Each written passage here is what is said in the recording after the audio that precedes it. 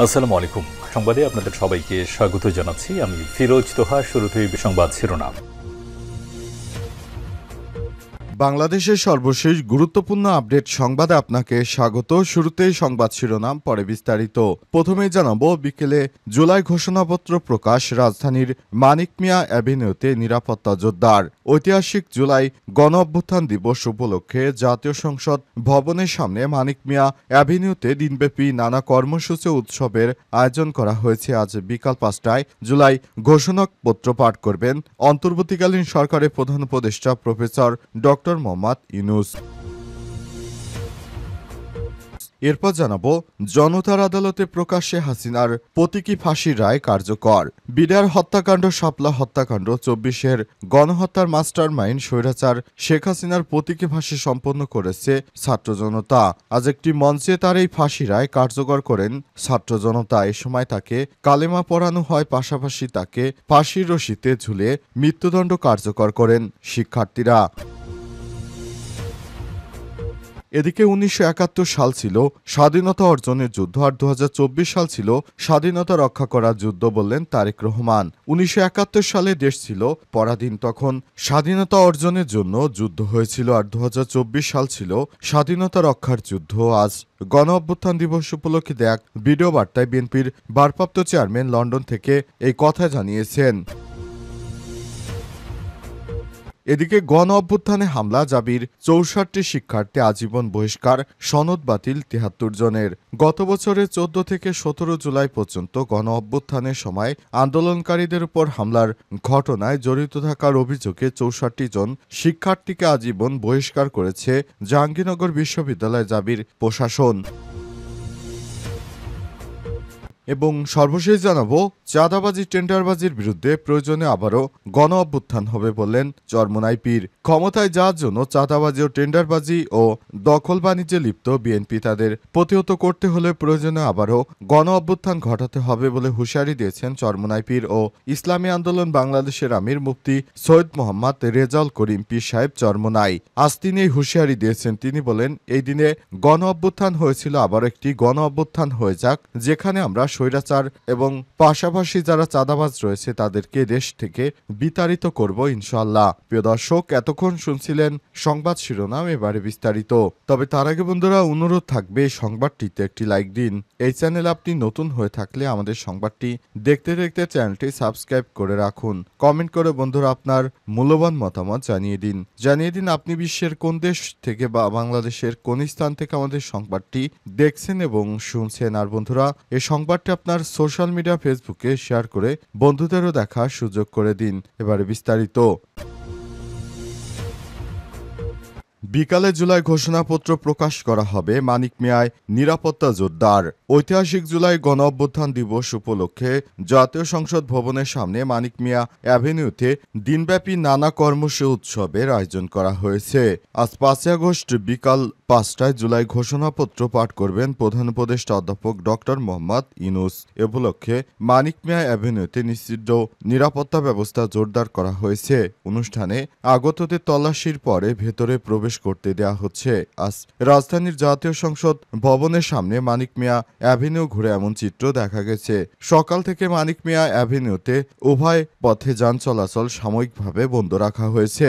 অনুষ্ঠান স্থলে চারপাশে মোতায়েন রয়েছে আইন শৃঙ্খলা রক্ষাকারী বাহিনীর বিপুল সংখ্যক সদস্য।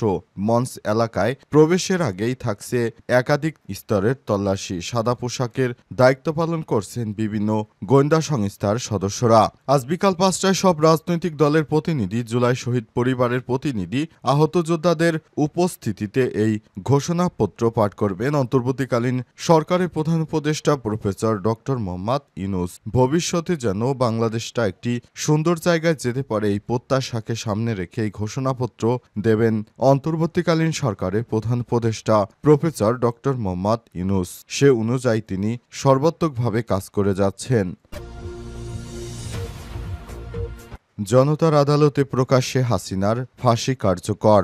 বিরার হত্যা, শাপলা হত্যা, ২৪-এর গণহত্যার মাস্টারমাইন্ড স্বৈরাচার হাসিনার প্রতীকী ফাঁসি সম্পন্ন করেছে ছাত্র জনতা। আজ 10:36 জাগ্রত জুলাই ও জুলাই ঐক্যের আয়োজনে জাতীয় প্রেস ক্লাবের সামনে প্রকাশ্যে এই ফাঁসি কার্যকর করা হয়। এ সময় উপস্থিত ছিলেন সাবেক সেনাবাহিনীর কর্মকর্তা লেফটেন্যান্ট কর্নেল হাসিনুর রহমান, ইনকিলাব মঞ্চের মুখপাত্র শরীফ ওসমান হাদি, বৈষম্যবিরোধী ছাত্র আন্দোলনের সাবেক কেন্দ্রীয় সমন্বয়ক ও জুলাই ঐক্যের সংগঠক এবি জুবায়ের, জুলাই ঐক্যের সংগঠক ও সাংবাদিক ইসরাফিল ফরাজি, জাগ্রত জুলাইয়ের সিনিয়র সহসভাপতি শামীম হামিদি সহ বিভিন্ন সংগঠন ও নানা পেশার মানুষজন। হাসিনার প্রতীকী ফাঁসির রায় ঘোষণা দেন জাগ্রত জুলাইয়ের আইন বিষয়ক সম্পাদক অ্যাডভোকেট তানজিলা ফেরদৌস। ফাঁসির আগে প্রশাসন এবং হার্টবিট পরীক্ষা করেন রায়হান মাদ্রাজি। ফাঁসির রশিতে ঝুলানোর সময় জল্লাদের ভূমিকায় ছিলেন আলিফ জাওয়াফি। কালিমা পাঠ করান জুলাই ঐক্যের সংগঠক মোস্তফা হোসেন। ফাঁসির মঞ্চের নির্দেশনায় আজিজ সাইফুল্লাহ।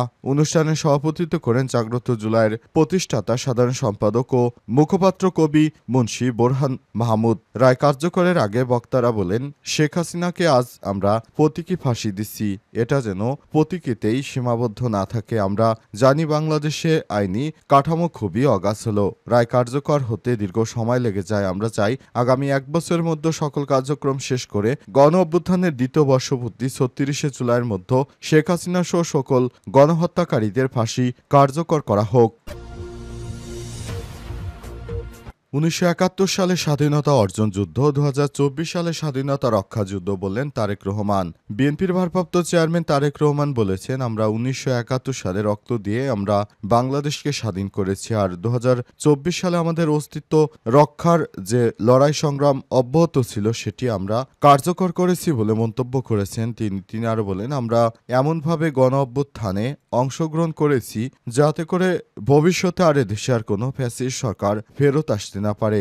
অন্তর্বর্তীকালীন সরকারের নির্দেশে এবার জুলাই ঘোষণাপত্র অর্থাৎ ২০২৪ সালের আন্দোলনকে স্বীকৃতি দেওয়া হচ্ছে। এটা অত্যন্ত ইতিবাচক একটি ঘটনা। আমরা চাই দেশটাকে একটি সুন্দর পর্যায়ে নিয়ে যেতে জন্য অন্তর্বর্তীকালীন সরকারের প্রধান উপদেষ্টা প্রফেসর ডক্টর মোহাম্মদ ইউনূস দেশটাকে যেভাবে সামনে এগিয়ে নিয়ে যাচ্ছেন তার প্রতি কৃতজ্ঞতা জানিয়েছেন তারেক রহমান। তারেক রহমান বলেছেন, ইনসাফ ভিত্তিক গণতান্ত্রিক ও মানবিক বাংলাদেশ গঠন করলে শহীদদের রক্তের ঋণ শোধ করা সম্ভব হবে। ফ্যাসিবাদের বিরুদ্ধে জোরালো অবস্থান তুলে ধরে তিনি বলেছেন, বাংলাদেশ আর কখনোই ফ্যাসিবাদ কায়েম হতে দেওয়া হবে না, কাউকে গণতন্ত্র হত্যা করার সুযোগ দেওয়া হবে না, বাংলাদেশকে আর কখনোই তাবেদার রাষ্ট্রে পরিণত করতে দেওয়া হবে না।